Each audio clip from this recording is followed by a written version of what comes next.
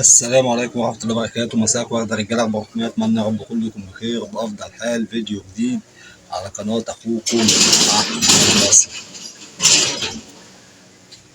النهاردة رجالة هنتكلموا إن شاء الله موضوع الفيديو عن الأولى اللي بتقطع غلط.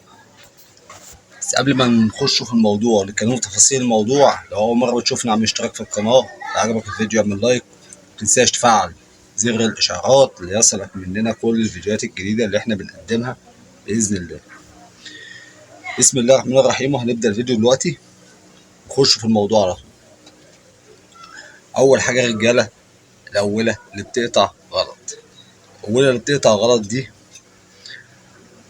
هقول لك الحل وهقول لك السبب، بس قبل ما أقول لك الحل هقول لك السبب، ولو عرف السبب بطل العجب ولا بطل العجب. تمام يا رجالة؟ تمام. طيب بصوا يا رجالة، السبب الأولى اللي بتقطع غلط، العيب مش في الأولى بتاعتك، العيب في حضرتك. ازاي الكلام ده؟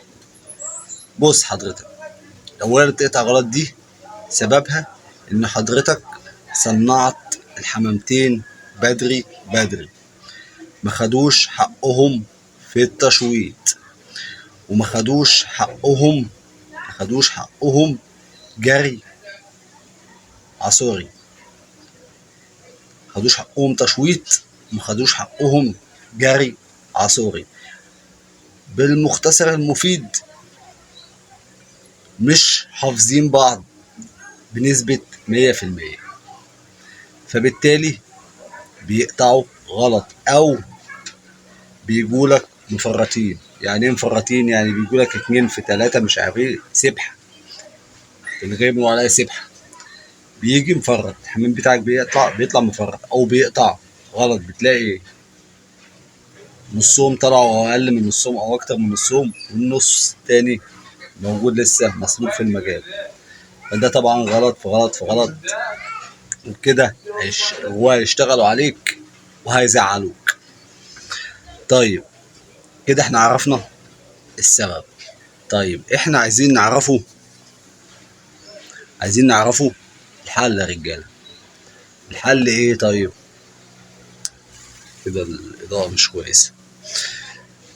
الحل يا رجاله بسيط جدا جدا جدا، على فكره الغيه بسيطه جدا، بس للي يحكم عقله وللي يسمع الامور ببساطه. الغيه مش حاجه مكلكعه، انت بتتعامل مع طير لطيف حمام. المعامله مع الحمام سهله جدا، بس الهواي للأسف كلكعوها وخلوها ايه بالنسبة لكم انتوا كيمياء، زي امتحانات الثانوية العامة. يا جدعان الغاية بسيطة. بص يا رجالة، العلاج ببساطة. تمام. الأولى بتاعتك اللي بتقطع غلط دي كلها حضرتك تقفل عليها. خلاص، تقفل عليها وتعمل ايه حضرتك؟ هتسيبهم تحت الشبكة. بص، ترجع للصفر، ترجع لمرحلة الزغلول. هتسيبهم تحت الشبكة اسبوع، تحت الشبكة اسبوع. تشت مية حضرتك، تشت مية، وما تكرش الحمام ده نهائي. وتفتحوا امتى سيادتك؟ ما تفتحوش بقى مغارب بقى، ترجع تاني للعصاري.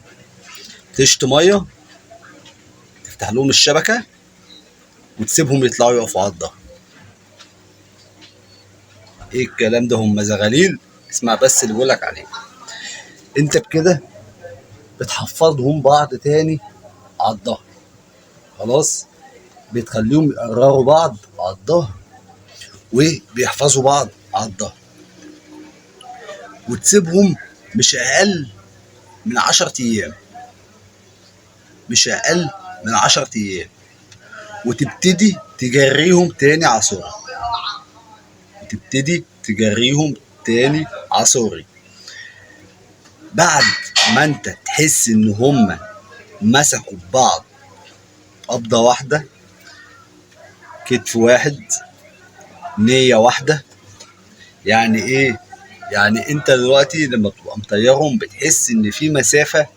انت لو مطير مثلا اولى 25 او 30 او 20 ايا يكن العدد، بتلاقي ايه؟ الحمام طاير اي نعم مع بعضه. رجالكم بس يا رجاله.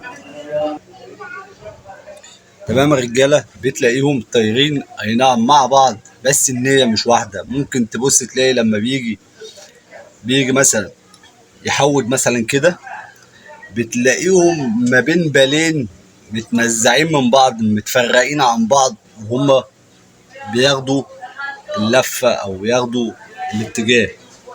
تمام. ده كده تعرف ان الحمام بتاعك لسه ما جمدش.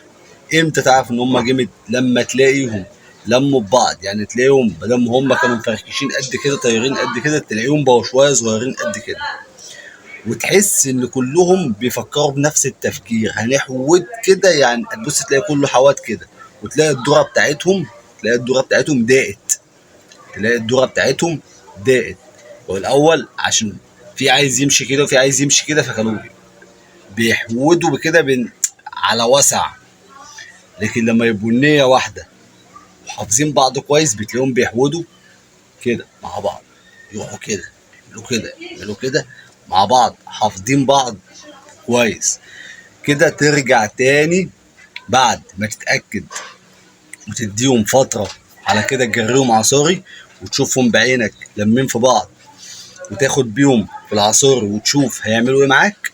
تبقى ترجع تاني تصدرهم تماسي تدريجيا.